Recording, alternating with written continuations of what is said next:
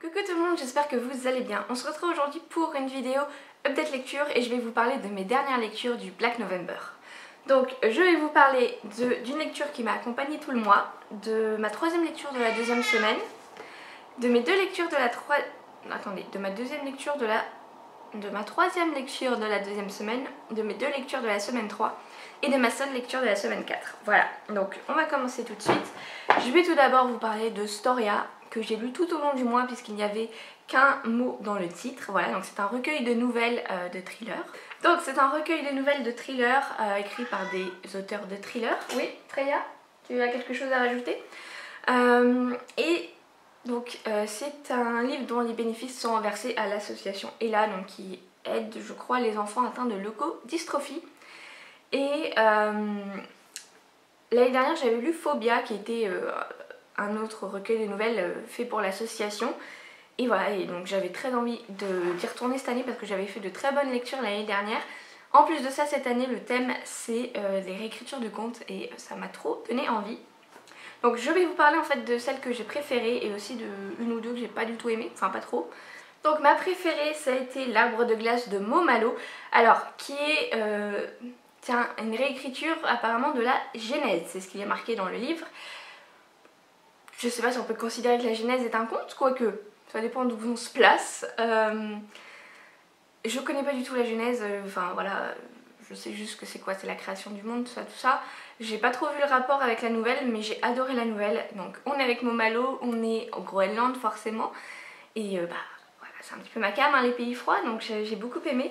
Mais surtout on se retrouve dans une vallée, attendez je vais essayer de vous retrouver le nom.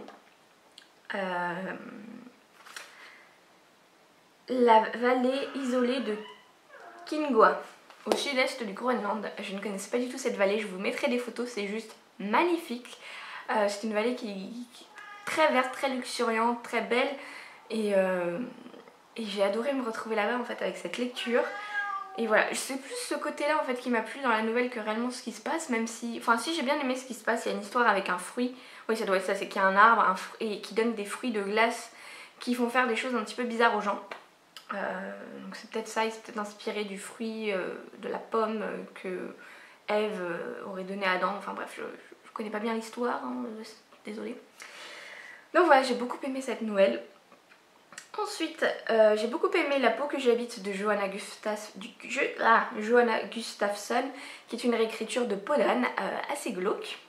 J'ai beaucoup aimé aussi Dur à cuire de Victor Gilbert, c'est écrit avec un U, Gilbert, qui est une réécriture. Alors je savais pas que c'était un vrai conte, mais en gros du conte du bonhomme en pain d'épices. Et j'ai adoré, j'ai trouvé ça très original et pareil, on est un peu dans la forêt et tout, c'est très... J'ai bien aimé l'ambiance, j'ai bien aimé comment agit le tueur dont on parle dans cette nouvelle, voilà, j'ai beaucoup aimé. J'ai bien aimé aussi Blanche et les 7 assassins de Jérôme Loubry.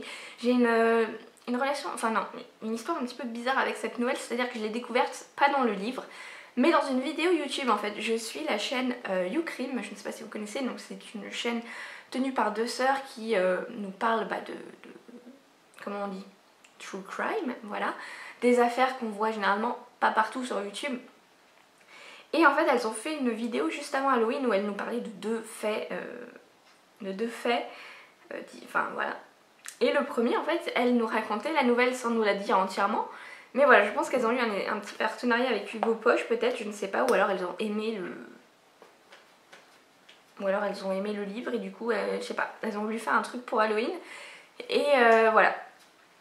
Bon du coup si vous voulez aller voir cette vidéo, je vous aurais gâché un petit peu. Parce que moi au début je me suis dit, c'est un peu bizarre la façon dont elle présente cette affaire. Mais j'adore. Mais au final, une fois que je sais que c'était la nouvelle de Jérôme Loubry, je me suis dit oui c'est logique au final. Il y avait trop de détails que on saurait pas en fait à travers les médias, bref. Du coup voilà, j'avais beaucoup aimé me faire raconter cette histoire à voix haute et du coup voilà, j'ai juste lu la nouvelle pour avoir la chute quoi. Chute qui m'a un petit peu déçue d'ailleurs, mais bon. Ensuite j'ai beaucoup aimé Au bois hurlant de Hermel Carbonel, qui est une réécriture de La Belle au bois dormant. très glauque aussi, avec une histoire de camping. Franchement, il y a beaucoup d'histoires qui se passent un petit peu dans la nature dans ce livre et j'ai beaucoup aimé. Ensuite, j'ai bien aimé Cendrillon, écrit avec comme du sang, Cendrillon de Nicolas Beuglet, que j'ai trouvé complètement barré cette nouvelle.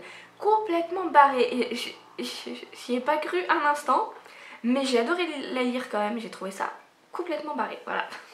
J'ai rien d'autre à vous dire dessus. J'ai beaucoup aimé Le Barbe Bleue de Vincent Aoui. Ouais, vraiment, celle-là, c'est une des dernières que j'ai lues. J'ai beaucoup aimé. Et aussi Boucle d'or. Alors, pas or comme l'or, mais or comme le début d'Aurélie, puisqu'on va suivre une jeune fille qui s'appelle Aurélie. Une nouvelle de Lorraine Le Tournelle Lalou. J'ai beaucoup aimé. Ouais, celle-là aussi. Ensuite, dans ceux que j'ai pas trop aimé, j'ai abandonné Once Upon a Time on LA, donc qui est une réécriture de Pinocchio. J'ai pas du tout aimé l'ambiance. Voilà, déjà on était dans la ville, on était un peu dans le trafic, enfin des trucs, vraiment un univers qui m'a pas plu. Et voilà, j'ai eu du mal à la lire la nouvelle, du coup je l'ai abandonnée en cours de route. J'ai pas trop aimé celle de Damien et Léonorie sur le petit Nicolas, voilà. J'ai pas spécialement aimé. C'est vrai que j'aurais pas forcément dû vous la citer parce qu'elle est bof, vous voyez, pour moi je l'ai pas non plus pas aimée comme celle de la première ou celle dont je vais vous parler après. Mais voilà, je l'avais notée à l'époque où je l'avais lue, je m'étais dit que je l'avais pas trop aimée. Et celle que j'ai pas aimée non plus, c'est Paradise Lost and Found, une réécriture du Vilain Petit Canard. Je suis sûre qu'il y a une lecture que j'ai pas réussi à faire dans cette nouvelle, voilà, je pense. Donc voilà, c'était tout pour Storia. N'hésitez pas à me dire si vous l'avez lu, quelle nouvelle vous avez beaucoup aimé. Donc on va passer maintenant aux lectures de romans, enfin de thrillers que j'ai faites pendant les autres semaines. Donc pour terminer la deuxième semaine qui était lire un livre avec une couverture qui évoque la forêt, j'ai lu Julius Winsome de Gérard Donovan chez Point. Donc c'est une réédition parce qu'il est sorti déjà depuis un petit moment et là ils l'ont ressorti dans cette nouvelle couverture. C'est ça qui m'a attirée quand je l'avais vu à la FNAC. Et je suis bien embêtée avec ce livre parce que j'ai très peur de mal vous en parler puisque ça fait 2 semaines du coup que je l'ai lu. Mais j'ai adoré, ça frôle le coup de cœur ce livre, mais j'ai adoré. C'est-à-dire que c'est le livre qui me réconcilie avec... Attendez, je vais chercher. Enfin je dis réconcilier, c'est juste ça fait longtemps que je ne l'ai pas sorti. Mon petit Kinder, voilà, livre effet Kinder, voilà. Dès le début j'étais à fond, c'est-à-dire qu'on commence le livre, on est avec un homme qui est dans son chalet, perdu au milieu d'une forêt du Maine. Il est dans son fauteuil, il lit un livre. Franchement c'est parfait. Tout est parfait dans cette première scène, sauf qu'il entend un coup de feu, voilà. Bon, il se dit que c'est les chasseurs, mais bon, bref, je vais vous parler de l'histoire un petit peu après. Donc en fait, j'ai très peur, le soleil est en train d'arriver là, et j'ai peur, dans pas longtemps, je vais l'avoir bien dans la face. Bref, donc on est avec un homme qui s'appelle Julius Winsome, du coup, qui vit dans un chalet perdu dans une forêt du Maine. Ah non, mais là c'est trop lumineux. Ça va pas du tout. Donc... Julius Winsome, un homme qui vit dans son chalet perdu au milieu de la forêt du Maine, chalet qu'il a hérité de son père, et c'est un chalet où dedans il y a, alors je ne sais plus le chiffre exact, mais plus de 3000 livres. Les murs sont recouverts de bibliothèques avec des livres et il passe son temps à lire. Voilà, c'est un homme très introverti qui passe son temps à lire dans son chalet, bah, que dire de plus? J'ai l'impression que c'est moi en homme quand j'aurai 50 ans. Non, bon, je pense pas que je vivrais seule dans un chalet au milieu de la forêt. Je flipperais un petit peu, mais quand même ça fait un petit peu rêver. Et il vit du coup avec son chien qui s'appelle Hobbs, et un jour qu'il va être dans son chalet en train de lire, il va entendre des coups de feu. Sauf que voilà, enfin, il est dans une forêt, il y a des chasseurs, ça l'embête qu'il y ait des chasseurs, mais il peut pas y faire grand chose. Et ce jour-là, en fait, son chien qui était dehors à ce moment-là ne va pas revenir. Voilà, le temps va passer, le chien ne va pas revenir. Et il va commencer un petit peu à s'inquiéter jusqu'à ce qu'il aille dehors, qu'il cherche un peu et qu'il trouve son chien agonisant avec une balle, je sais plus où. Et voilà, il va l'emmener chez le vétérinaire et il ne va pas, le vétérinaire ne va pas pouvoir sauver son chien. Et en fait, voilà, après on va suivre Julius qui va... il va mettre une affiche dans la ville la plus proche de là où il habite. Chien tué, recherche, enfin des renseignements, bref. Sauf qu'à chaque fois, il va mettre plusieurs fois des affiches et à chaque fois, il va y avoir un homme qui va un petit peu se foutre de sa gueule, qui va marquer un truc sur l'affiche en se foutant un petit peu de sa gueule, en disant mais c'est qu'un chien mec, ou même bien fait pour lui, enfin vous voyez les trucs horribles. Bon, je vais être obligée de baisser le volet là, c'est pas possible, vous voyez. Bon, du coup j'ai changé d'angle parce que sinon il n'y avait pas assez de lumière, que là vous voyez j'ai la lumière de cette fenêtre qui n'a pas de soleil.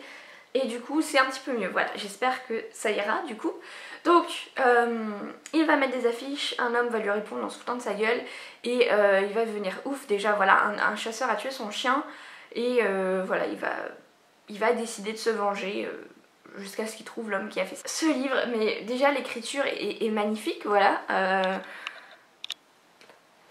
Cet homme en fait est extrêmement éduqué de par les lectures qu'il fait et ça se sent en fait dans la lecture. Et voilà, déjà j'ai trouvé ça génial. Et un autre truc, moi qui aime beaucoup tout ce qui est linguistique et tout, apparemment Shakespeare a inventé pas mal de mots en anglais qui sont des mots qui peuvent être toujours utilisés, voire qui sont utilisés au quotidien. Et du coup, tous les jours il apprend des mots qui sont du coup pas trop utilisés mais inventés par Shakespeare. Et voilà, il va les utiliser dans des phrases et à chaque fois, il les place trop bien à chaque fois dans le livre. Et j'ai trouvé ça très intéressant.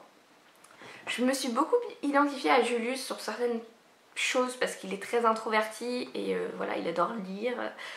Enfin franchement ouais, je me suis beaucoup identifiée au personnage sauf un petit peu son côté un peu quand il pète un câble, voilà. J'ai trop peur de mal vous en parler. Je me souviens quand je l'avais fini, généralement quand je finis un livre, vous allez me prendre pour une tarée, mais genre je fais ma chronique à haute voix, voilà. Et je fais rien et je l'oublie après, voilà, merci Laura.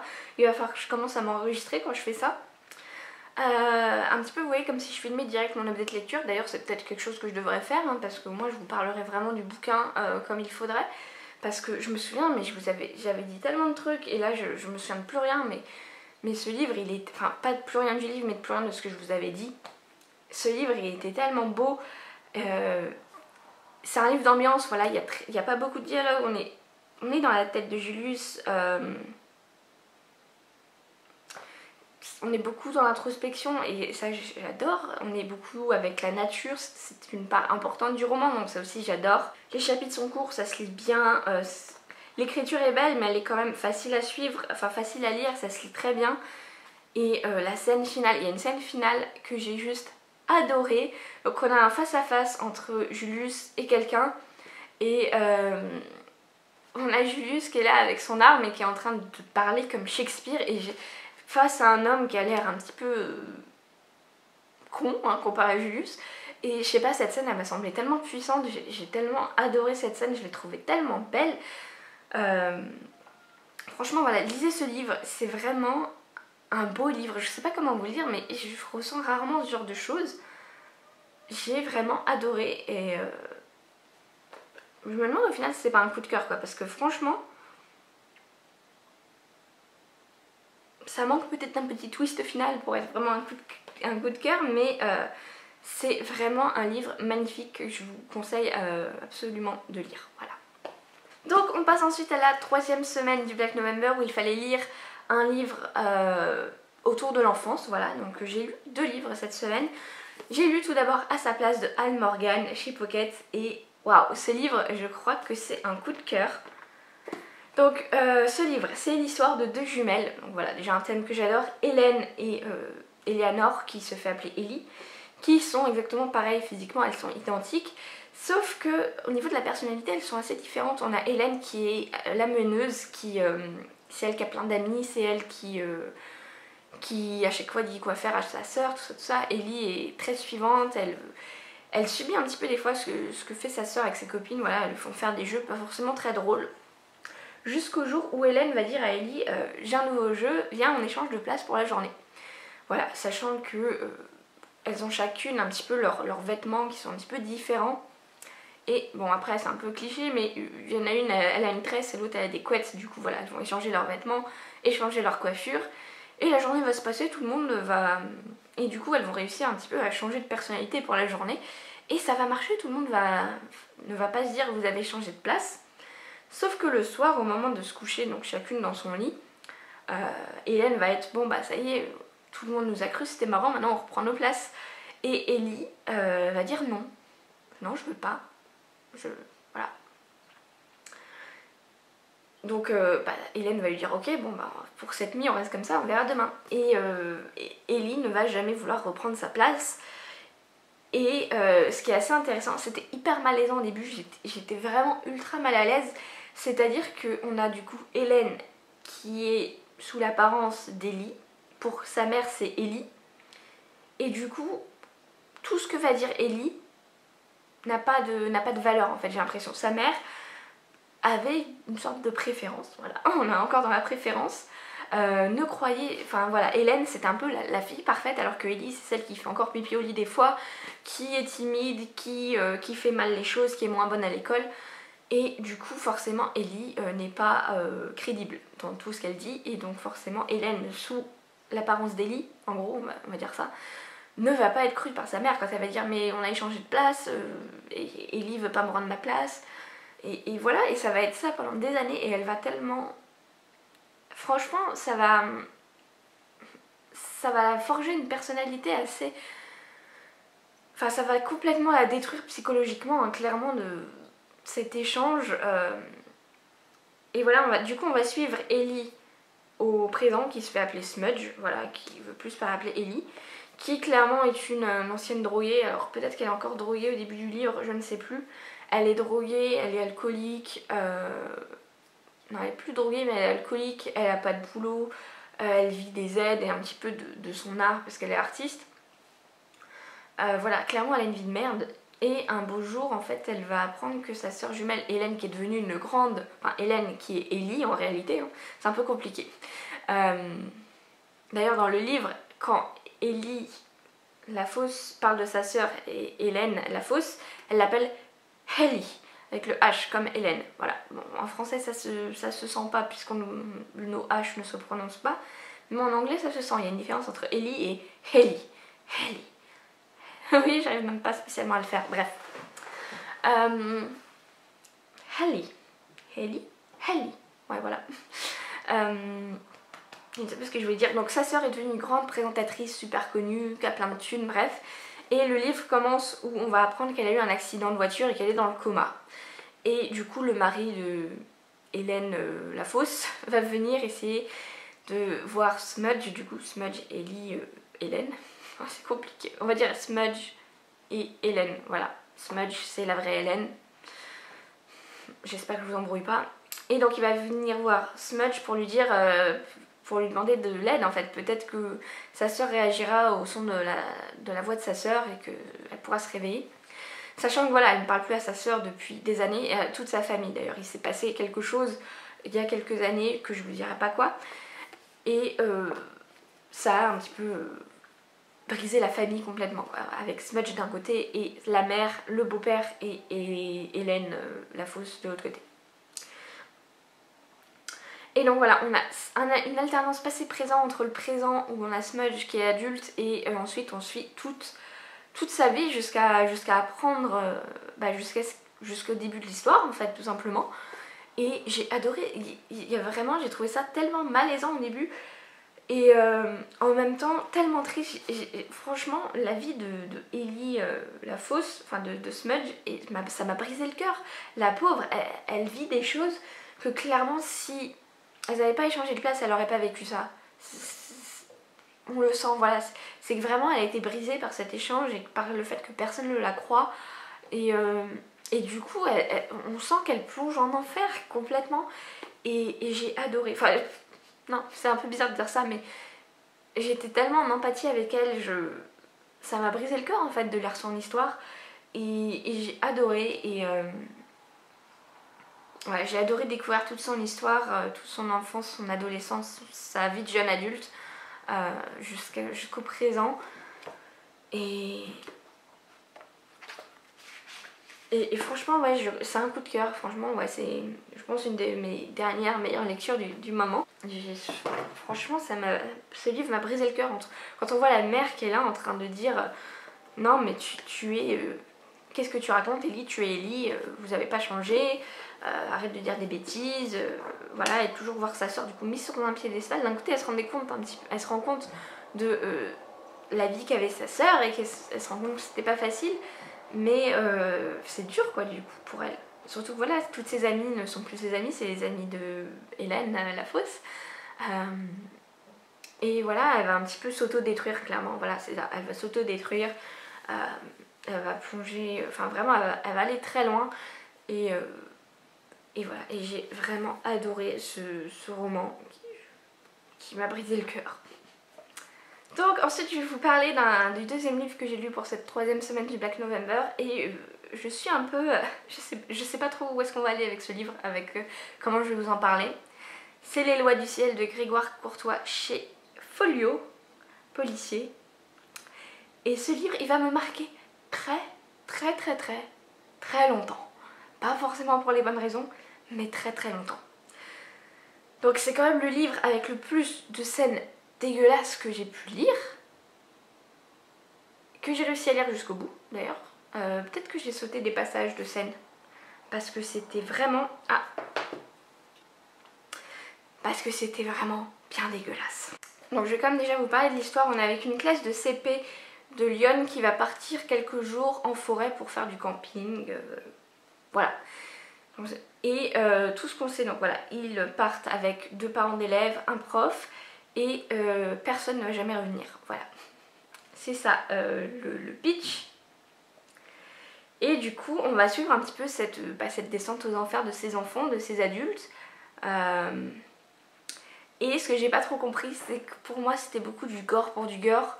J'avais un petit peu l'impression d'être dans Destination Finale aussi. C'est-à-dire que voilà, on va suivre les personnages... voilà, on va suivre des personnages qui vont mourir, on va suivre d'autres personnages qui vont mourir. Voilà, je vous spoil pas, hein, c'est dit, hein, personne ne revient. Voilà, il n'y a pas d'espoir, personne ne revient, tout le monde meurt. Et l'intérêt du bouquin, c'est de savoir pourquoi et comment.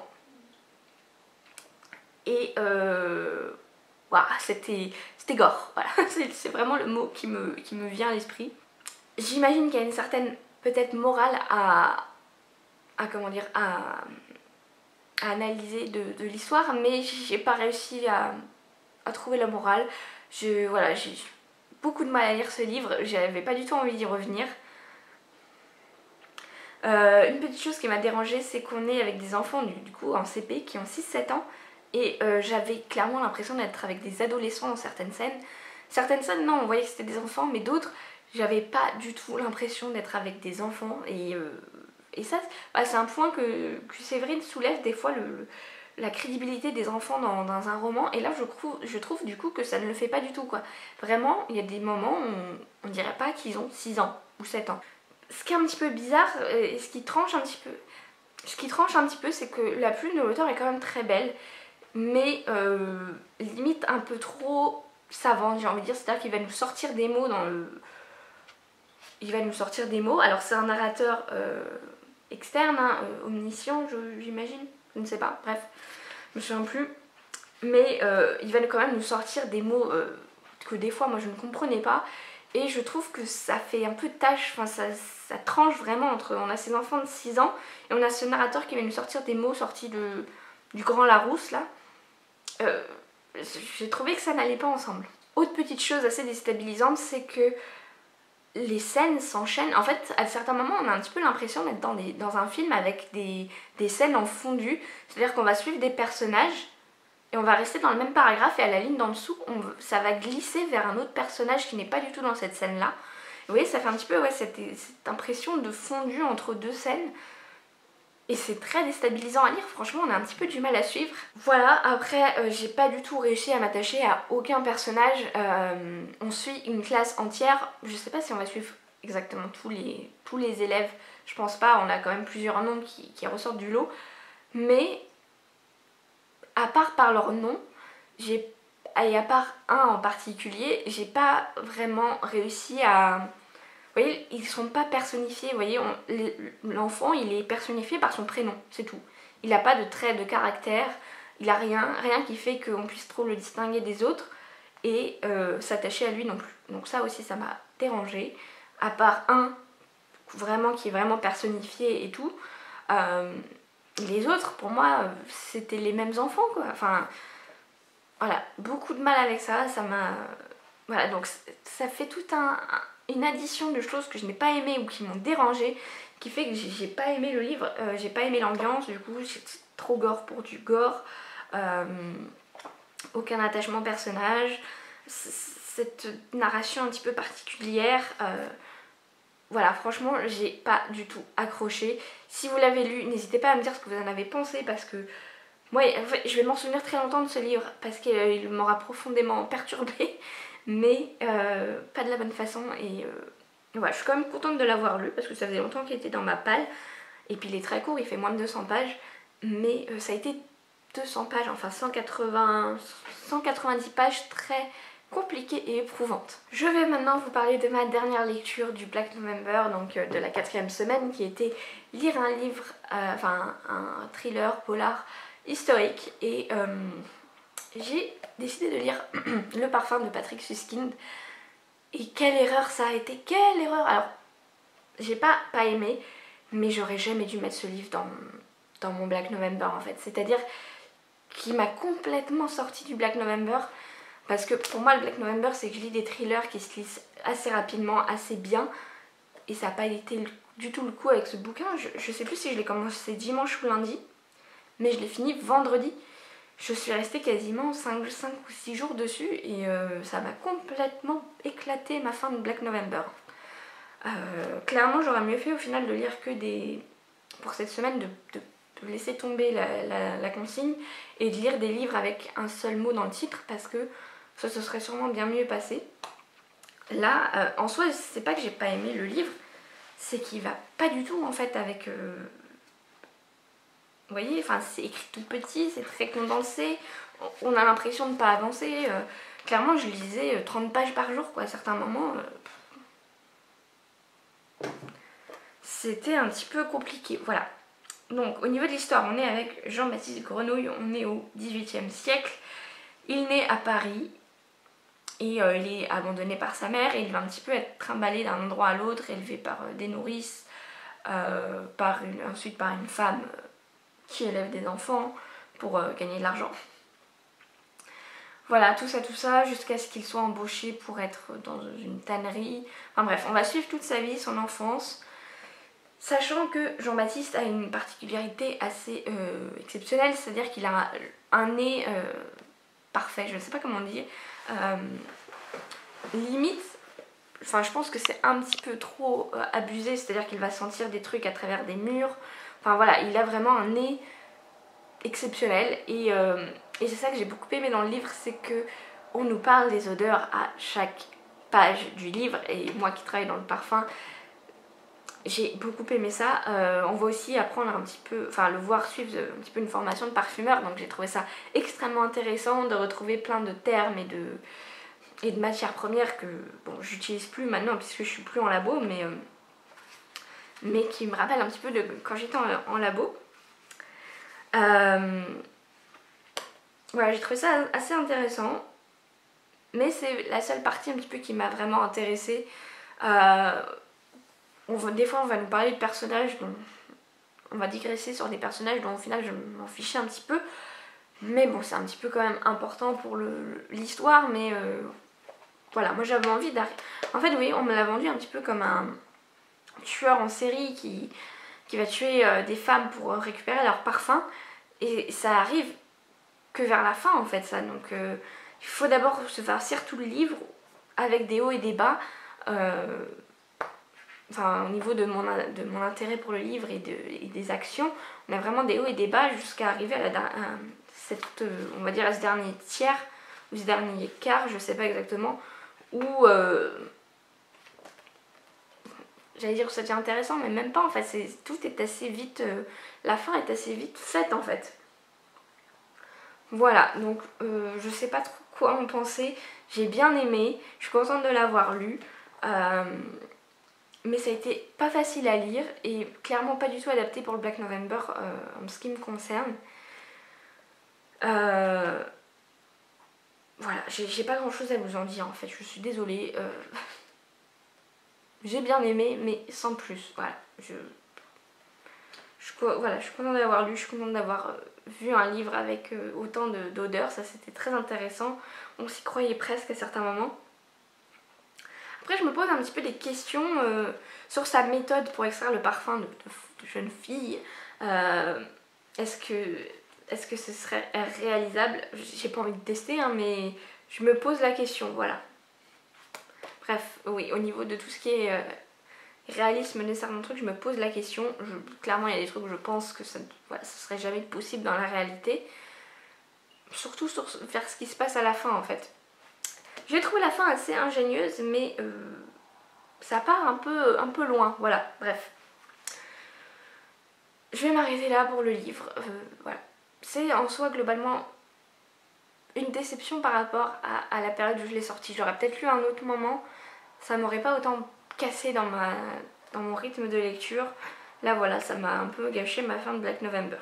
Même si j'ai quand même passé un bon moment globalement. Voilà tout le monde, j'espère que cette petite lecture vous aura plu. N'hésitez pas à me dire en commentaire si vous avez lu certains livres dont je vous ai parlé.